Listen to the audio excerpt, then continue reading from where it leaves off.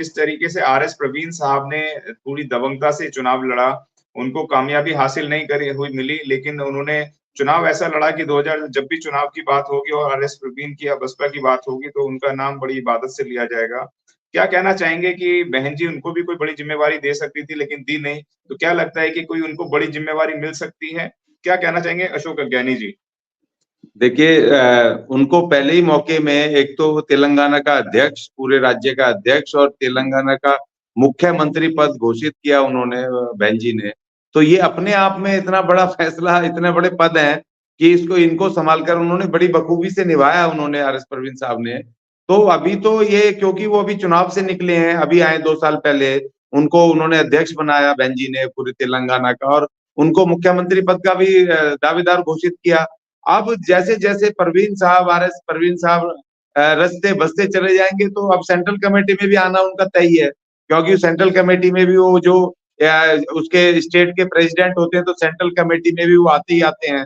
और उसके बाद उनको तेलंगाना की चुनौती अभी खत्म नहीं हुई है, अभी तो खाली स्टेट का चुनाव खत्म हुआ, अभी 2024 का अभी लोकसभा बाकी है और उसके बाद फिर छोटे-मोटे चुनाव चलते ही रहते हैं। तो इसीलिए देखिए जितने भी अलग-अलग राज्यों के जो पदाधिकारी हैं, जो अध्यक्ष हैं, उनकी लीडरशिप है, उनकी अपनी विशाल बड़ी ज़िम्मेदारी होती है क्योंकि जब वो राज्य के सेनापति हैं, तो इसीलिए अपने आप में बड़ी ज़िम्मेदारी है और अभी एक जो सेंट्रल देखिए आकाश आनंद ने कोई चुनाव नहीं लड़ा, ना उनको अभी कोई लड़ना है।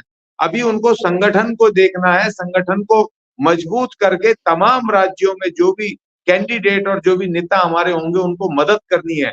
उनको देखिए बहन जी ने क्यों उत्तर प्रदेश और उत्तराखंड अपने पास रखा, बाकी आकाश जी को क्यों दे दिया? क्योंकि बहन जी अध्यक्ष हैं और पूरे देश में जब चुनाव लड़ता है तो हर कैंडिडेट समझता है, हर राज्य कमेटी समझती है कि बहन जी एक बार वहाँ करके अध्यक्ष हमारा, वहाँ पर एक एक कम से कम एक रैली तो एड्रेस करे।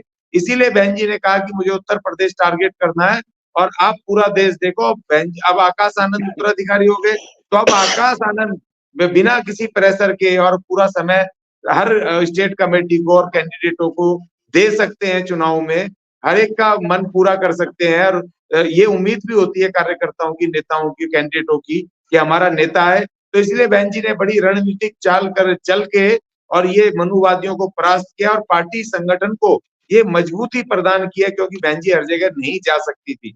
तो इसीलिए ये देखिए एक रणनीतिक ये वो है और जहाँ तक सवाल उनका है परवीन साहब को अपना स्टेट देखना है अभी। अभी वहाँ पर भी सीटें होंगी, वहाँ पर लोकसभा की सीटें, तो वहाँ पर कैंडिडेट भी नियुक्त करने हैं और वहाँ फिर दोबारा से अब एकदम से रण चालू हो गया, 3 महीने का समय खाली बचा हुआ है। तो वहाँ पर उनको अपना फिर से तेलंगाना जीतना है, वहाँ पर अपने एमपी जीतने हैं, उनके लिए लड़ाई लड़नी है। तो उनकी चुनौती, उनका पद उस तरफ है।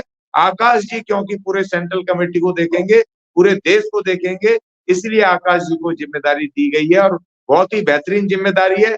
मैं तो दिल से भैया एक्सेप्ट कर रहा हूँ आकाश आनंद बहुजन मूवमेंट के मुखिया के तौर पर मैं तो स्वीकार कर रहा हूँ, दिल से स्वीकार कर रहा हूँ और ये पूरा एक अच्छा फैसला है।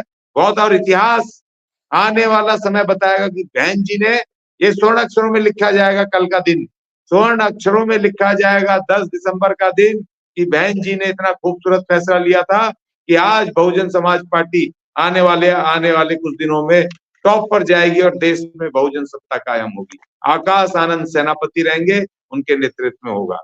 हमारे तमाम साथी जो हैं वह हमारे पे से लगातार सवाल भी रख रहे हैं। सुमन सर हैं जो लगातार हमारे चैनल को फॉलो करते हैं, मैं उनका कमेंट पढ़ के छुड़ाना ज़रूर चाहूँगा। उन्होंने कहा है कि मैं बिना किसी पद के मान्यवर साहब के ज़माने से बसपा में काम कर रहा हूँ। आज 81 वर्ष के बाद भी उसी तरह काम कर रहा हूँ कि मैं हर वरिष्ठ नागरिक से अपील करता हूँ कि वह कम से कम 100 सदस्य बसपा के लिए तैयार करे। यानी कि बहुजन समाज पार्टी आपकी सरकार बनेगी, आपके जितने भी अगर बच्चे को वो मटके से पानी नहीं पीने दिया जाता है या मूंछ रखने पे मार दिया जाता है या घोड़ी पे नहीं चढ़ने दिया जाता है, तो उसका एक कारण है कि बाबा साहब डॉक्टर बी आर अम्बेडकर ने कहा था one party one banner one leader जिस दिन हो जाएगा उस दिन आपकी सरकार बन जाएगी। और जिस तरीके से सुमन सर हैं वो पूरे डेडिकेशन से लगे हुए हैं, वरिष्ठ नागरिक होने के बावजूद भी 100 लोगों का टारगेट लेके चलते हैं और लोगों को जोड़ने का कार्य भी करते हैं। अशोक जी कुछ कहना चाह रहे हैं? फिर मैं एक सवाल भी रखना चाहूँगा। अशोक जी। देखिए इसमें एक मैं चीज एक और रीजन जोड़ना चाहता हूँ जो बहन जी ने जिसको कि सोचा है क्योंकि बहन जी के ऊपर क्रिटिसिज्म होता था कि आजकल कुछ बहुजनों के नाम पर कुछ ऐसे या नौजवान कुछ वो एक्सीडेंटल नेता तैयार हो गए कि जो सिर्फ कहीं एट्रोसिटी होती है देश में तो वहीं जा करके भाई भाई लूटते थे। और बहन जी क्योंकि हर जगह नहीं जा सकती तो क्रिटिसिज्म होता था कि भाई बहन जी नहीं आती हैं एट्रोसिटीज में और ये सब दूसरे चले जाते हैं। अब उन्होंने इसकी भी कमी को पूरी करके अब उन्होंने आकाश नौजवान दे दिया। अब जो दूसरे जाएंगे उनसे पहले आकाश जी पहुंच रहे हैं धड़ाधड़, वो उसको उन तमाम एट्रोसिटीज तमाम इश्यूज को टेकअप कर रहे हैं।